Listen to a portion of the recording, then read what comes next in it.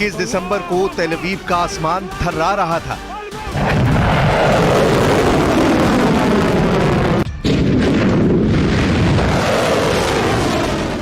इक्कीस दिसंबर को इजराइल का खौफ देखिए।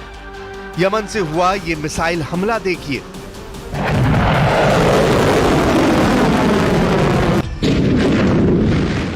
क्योंकि ये मिसाइल अटैक नेतन्याहू बार बार अपनी टीवी स्क्रीन पर देख रहे हैं। नेतन्याहू देखकर हैरान है कि यमन के हूती इतना सटीक हमला कैसे कर सकते हैं। नेतन्याहू बेचैन है कि अगला हमला हुआ तो इजराइल को कैसे बचाएंगे।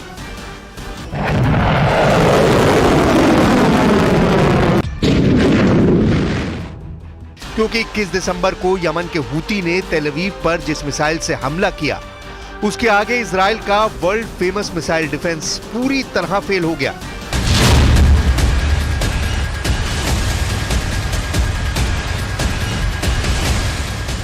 क्योंकि यमन की हाइपरसोनिक मिसाइल तेल अवीव पर ऐसी गिरी कि धमाका व्हाइट हाउस में भी सुना गया।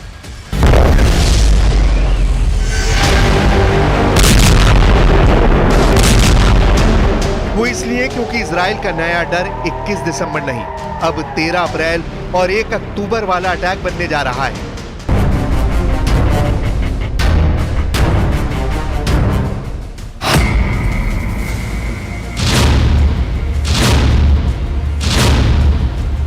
तेरह अप्रैल 2024 को इजराइल पर 300 ड्रोन और मिसाइलों से हमला हुआ था।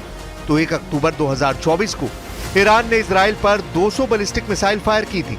अमेरिका और इजराइल का नया डर यह है कि 13 अप्रैल को इजराइल का एयर डिफेंस जूझता हुआ नजर आया। 1 अक्टूबर को इजराइल का एयर डिफेंस पूरी तरह फेल हो गया और अब 21 दिसंबर को जब यमन से सिर्फ एक मिसाइल फायर हुई, उसे भी इजराइल नहीं रोक पाया। डर यह है कि ईरान ने 13 अप्रैल और 1 अक्टूबर को जो हमला किया, उससे सबक लेकर ईरान ने इजराइल के एयर डिफेंस और मिसाइल डिफेंस की पूरी जानकारी यमन के हूती लड़ाकों तक पहुंचा दी। यही वजह है कि जब यमन ने 21 दिसंबर वाला मिसाइल अटैक किया तो इजराइल का मिसाइल कवच यमन के हमले के आगे नाकाम हो गया। अब नेतन्याहू का नया खौफ यह है कि अगर यमन की एक मिसाइल को रोकने में इजराइल नाकाम रहा तो ईरान अगर फिर से 200 मिसाइलों से हमला करेगा तो इजराइल कैसे बचेगा।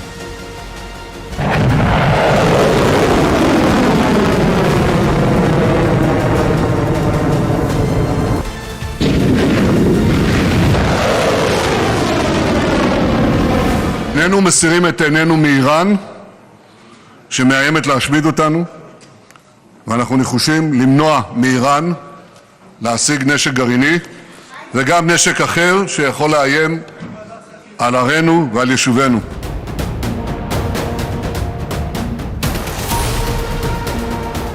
नेतन्याहू ईरान की मिसाइल टेक्नोलॉजी को लेकर इसलिए तनाव में है क्योंकि यमन से जो मिसाइल फायर की गई उसे रोकने में अमेरिका से मिला थार्ड सिस्टम भी फेल हो गया। थार्ड सिस्टम अमेरिका का सबसे अचूक और दुश्मन के हर वार को रोकने की सबसे बड़ी गारंटी माना जाता है। अमेरिका ने यह सिस्टम दुनिया के उन कोनों में तैनात किया हुआ है जहां उसे सबसे ज्यादा खतरा नजर आता है। इसलिए जब यमन की मिसाइल के आगे थार्ड फेल हो गया, यानी थार्ड भी इजराइल को नहीं बचा पाया, जब इजराइल का अपना arrow missile defence system fail हो गया, जब इजराइल का David sling air defence system नाकाम हो गया और जब इजराइल का मिस्टर भरोसेमंद आयरन डोम भी नाक रगड़ता हुआ नजर आया। डर है कि अगर ईरान ने सैकड़ों मिसाइल फिर से एक साथ फायर की तो दुनिया का कोई भी एयर डिफेंस सिस्टम इजराइल को नहीं बचा पाएगा। वो घुटनों के बल बैठने पर मजबूर हो जाएगा। ईरान बार बार बता रहा है कि उसकी मिसाइल पावर को हल्के में ना लिया जाए क्योंकि वो इजराइल से बदला जरूर लेगा, इसमें कोई गुंजाइश नहीं है। ईरान ऑपरेशन ट्रू प्रॉमिस का तीसरा संस्करण बार बार रिलीज करने का दावा कर रहा है। नेतन्याहू और उनका वॉर कैबिनेट इसी खौफ को लेकर बहुत ज्यादा बेबस नजर आ रहा है। हालांकि ईरान ने भी कह दिया है कि यमन के हूती हो या हिजबुल्लाह, वो उनकी मदद नहीं करता। उनकी अपनी ताकत है जिसके आगे इजराइल हारा हुआ नजर आने लगा है।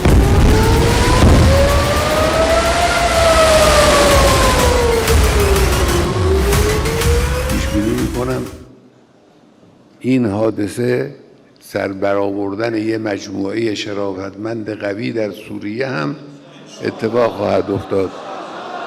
جوان سوری چیزی برای از دست دادن نداره.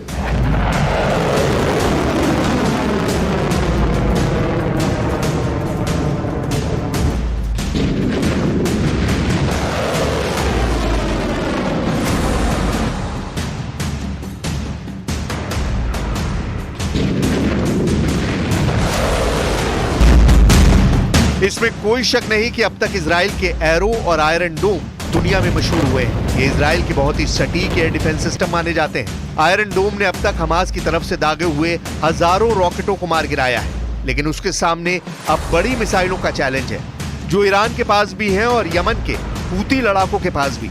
जब से 21 दिसंबर वाले हमले ने इजराइल के मिसाइल डिफेंस को पंचर किया है, ईरान का हौसला भी बढ़ा है और यमन का जोश भी।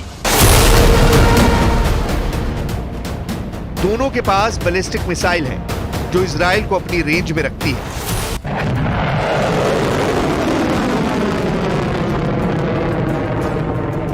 और इसी मिसाइल पावर को रोकने वाली 100% वाली गारंटी अब नेतन्याहू के पास खत्म हो चुकी है।